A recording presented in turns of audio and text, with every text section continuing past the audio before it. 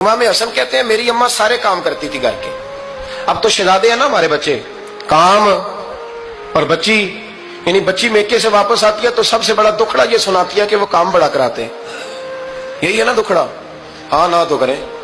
سب سے بڑا دکھڑا کیا ہے؟ پتہ نہیں کیا کراتے ہوں گے, ہال نہیں چلوا لیتے کہیں, یا کچھ چکی نہیں پسوا لیتے, پتہ نہیں کون سا ایسا کام ہے.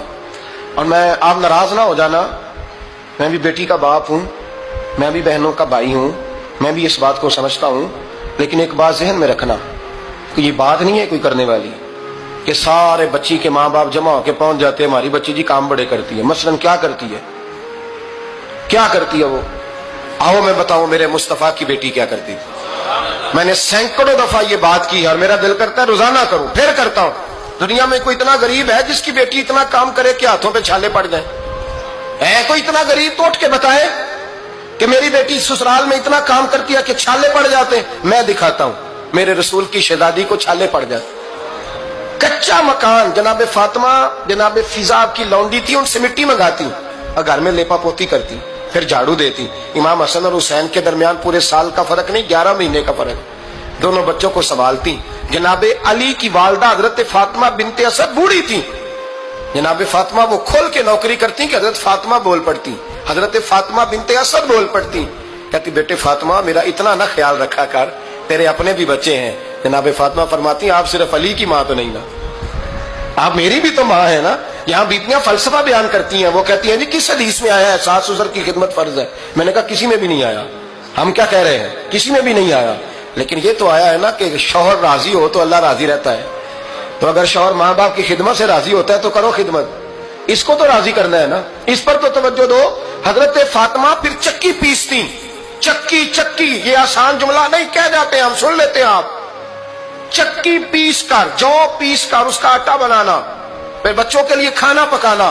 پھر ایک دن کہنے لگے علی آپ کی آمدن تھوڑی ہے, خرچے زیادہ, چرخا نہیں لا دیتے. فاطمہ کیا کرو گی؟ فرمایا تھوڑا سا سود بنا لیا کروں گی, تم بیچ آیا کرنا. چلو میں تھوڑا ہاتھ بٹاؤں گی. یہ ساری ڈیوٹیاں کر کے حضرت حسن برواتے ہیں. پھر عزت والے رسول کی عزت والی بیٹی, پھر شانوں والے نبی کی شانوں والی بیٹی, پھر پاک محبوب کی پاک شہزادی, ساری ڈیوٹیاں کر کے رات کو مولا علی سے کہتی اگر آپ اجازت دیں تو اللہ کو راضی نہ کر لوں.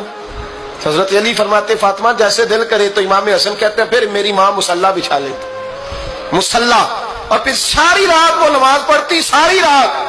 اور فرماتے ہیں جب سویرے ہاتھ اٹھاتی تو پہلی دعا یہ کرتی اے اللہ میرے رسول کی امت پہ رحم فرما, اے اللہ میرے رسول کی امت پہ رحم فرما. تو کہتے ہیں زمانے بیت گئے یہ دعا سنتے. تو ایک دن میں قریب گیا تو میں نے کہا امی حضور کوئی دعا میرے لیے بھی کر دیں, کوئی حسین کے لیے بھی کر دیں, کوئی زینب کے لیے بھی کر دیں.